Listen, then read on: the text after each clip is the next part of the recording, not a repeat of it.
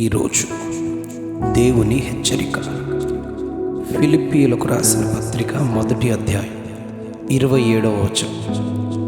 మీరు క్రీస్తు సువార్తకు తగినట్లుగా ప్రవర్తించుడి. మీరు క్రీస్తు సువార్తకు తగినట్లుగా ప్రవర్తించుడి. అపోస్తలుడైన పౌలు తన 2వ మిషనరీ ప్రయాణంలో ఫిలిప్పీ పట్టణాన్ని సందర్శించి 3 నెలలు అక్కడ గడిపి పరిచర్య చేస్తారు. ఈ ప్రయాణంలో ప్రజలను క్రీస్తు ప్రభువులోనికి అనేకులను నడిపించారు.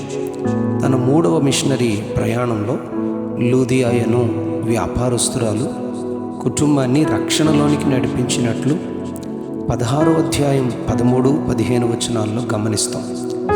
ఫిలిప్పీయుల చెరసాల నాయకుడు భూకంపం తరువాత పౌలు ద్వారా మార్పు చెంది రక్షించబడ్డాడు అని 16వ అధ్యాయం 22-34 వచనాల్లో గమనిస్తాం. ఈ ఫిలిప్పీలో ఉన్న విశ్వాసులను, సకల పరిశుద్ధులను, పరిచారకులను హెచ్చరిస్తూ మీరు క్రీస్తు సువార్తకు తగినట్లుగా ప్రవర్తించాలి అని అందరూ ఒక భావంతో సువార్త పక్షమును పోరాడుతూ ఏక మనస్సు గలవారై ఉండాలని బోధిస్తాడు.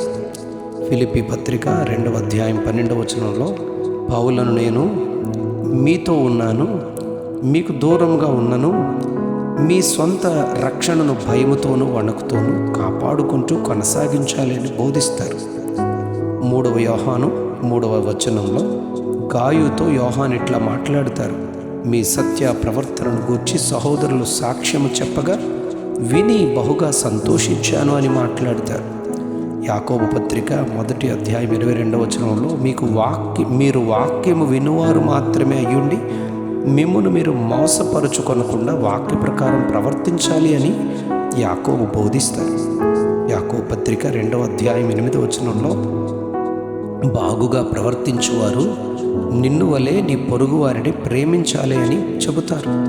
రోమపత్రిక 8వ అధ్యాయం 12వ వచనంలో సహోదరులమైన మనము శరీరమును బట్టి ప్రవర్తించడానికి శరీరానికి రుణస్థులము కాదు అని హెచ్చరిస్తాడు. మీకా ప్రవక్త 6వ అధ్యాయం 8వ వచనంలో స్వయంగా న్యాయంగా నడుచుకోవడం, కనికరము, ప్రేమించడం, దీన మనస్సు కలిగి దేవుని ఎదుట ప్రవర్తించడమే దేవుడు మన నుండి కోరుతున్నాడు అని ప్రవచిస్తాడు. దేవుని పిల్లలముగా సువార్తను అంగీకరించే వారముగా మన ప్రవర్తన ఎలా ఉండాలి అని ఆయన కోరుతున్నారో వాక్యంలో ధ్యానిందామా? యెషయా గ్రంథం 52వ అధ్యాయం 13వ వచనంలో వివేకముగా ప్రవర్తించుట వలన హెచ్చింపబడి ప్రసిద్ధుడై మహాఘనులుగా ఉంటామని ప్రవక్త బోధిస్తాడు. సామెతల గ్రంథం 28వ అధ్యాయం 26వ వచనంలో జ్ఞానంగా ప్రవర్తించాలి, అప్పుడు కొన్ని శోధనలను తప్పించుకుంటామని బోధిస్తాడు. సామెతల గ్రంథం 28వ అధ్యాయం 18వ వచనంలో యథార్థంగా ప్రవర్తిస్తే రక్షించబడతామని జ్ఞాని అయిన సొలొమోను బోధిస్తాడు. సామెతల గ్రంథం 28వ అధ్యాయం 14వ వచనంలో నిత్యము భయము కలిగి ప్రవర్తించితే ధన్యులమవుతామని బోధిస్తూ సామెతల గ్రంథం 15వ అధ్యాయం 21వ వచనంలో వివేకము కలిగి చక్కగా ప్రవర్తించాలి అని చెప్పబడింది. 143వ కీర్తన 10వ వచనంలో దేవుని చిత్తానుసారంగా ప్రవర్తించుట అది దావీదుకు ఎంతో ఇష్టం. నేను అలా ప్రవర్తించాలి అని దావీదు ప్రార్థిస్తాడు.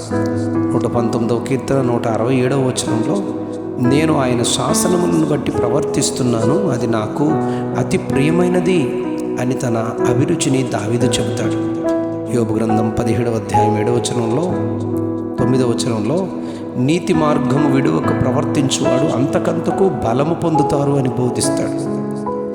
యెహోషువ గ్రంథం 1వ అధ్యాయం 7వ వచనంలో నీవు నడుచు ప్రతి మార్గములో చక్కగా ప్రవర్తించాలి అని దేవుడు యెహోషువకు బోధిస్తాడు. న్యాయాధిపతుల గ్రంథం 17వ అధ్యాయం 6వ వచనంలో 21వ అధ్యాయం 25వ వచనంలో న్యాయాధిపతుల దినాలలో ఇశ్రాయేలీయులకు రాజు లేడు, ప్రతివాడు తన ఇష్టానుసారంగా ప్రవర్తించారని దేవుడు ఎంతో బాధపడతారు. సమూయేలు 1వ గ్రంథం 18వ అధ్యాయం 15వ వచనంలో దావీదు సుబుద్ధి కలిగి ప్రవర్తించారు, దానిని సౌలు చూచి దావీదుకు ఎంతో భయపడ్డాడని వ్రాయబడింది. రాజుల మొదటి గ్రంథం 22వ అధ్యాయం 42వ వచనంలో ఆసా కుమారుడైన యెహోషాపాతు యెహోవా దృష్టికి అనుకూలంగా ప్రవర్తించెను అని చెప్పబడింది.